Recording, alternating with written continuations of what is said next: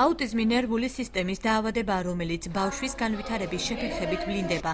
ბავშვი არ ამჟღავნებს ინტერესს გარემოს მიმართ. აუტიზმი ყალიბდება 3 წლამდე და ყოველი 1000 ბავშვიდან 6 ემართება. აუტიზმი თანდათანობით ვითარდება, გამოვლენას იწყებს 15 თვის ასაკიდან, ხოლო მისი საბოლოო ფორმირება 3 წლის ასაკში ხდება. აუტიზმის შემთხვევაში გვაქვს ურთიერთობის პრობლემა. ურჩევნიათ განმარტოებით ყოფნა, მასთან მუშაობს ლოგოპედი, როდესაც მეტყველების პრობლემა გვაქვს, სხვადასხვა შემეცნებითი სფეროს პრობლემები აქვს, მაშინ მუშაობს ფსიქოლოგი და სპეცპედაგოგი, ოკუპაციური თერაპევტები, რომლებმაც უნდა ასწავლონ ბავშვებს ის უნარჩვები, რომელიც დაჭირდებათ მათ სოციუმში ადაპტაციისთვის. ამ სურათზე სიკეთე და ბოროტება ასახული აკის ვიგენისა და დაჩოქილი ადამიანის გამოხატვით ავტორი ტკივილის გადმოცემას ცდილობს. ეს ფოტოები აუტიზმის მქონე ბავშვებმა დახატეს.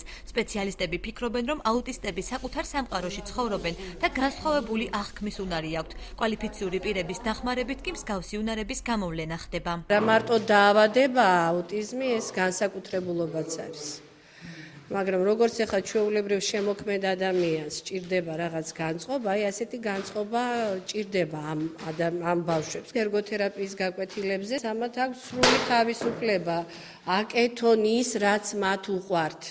აქ არანაირი შეზღუდვა არ არის.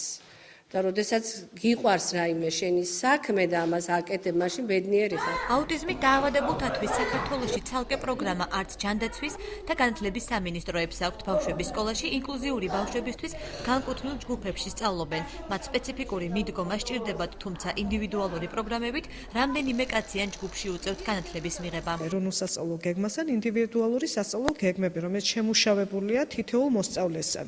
და მინიმუმ აი რასაც გვინდა რომ მივაღწიოთ მინიმუმს აი ამ ბავშვებს ასწავლიან დათვლას, ასწავლიან სიტყვებს, წინადადების აწყობას. არის ახლა ესეთი ბავშვები, ეს 2-3 ბავშვი, რომელთანაც შედეგს აი რაღაც მინიმუმამდე მაინც მივაღწიეთ და იმედია რომ წლის ბოლომდე რაღაც პატარა შედეგი მაინც გვექნება. ოჰაიოს შტატის სახელმწიფო უნივერსიტეტის სამედიცინო ცენტრის მკვლევარებმა დაასკვნეს, რომლებმაც ფეხმძიმობის 24-დან 28 კვირაების ჩათვლით ძლიერი სტრესი გადაიტანეს, დიდი შანსი აქვთ აუტიზმით დაავადებული შვილები გაუჩნდეთ.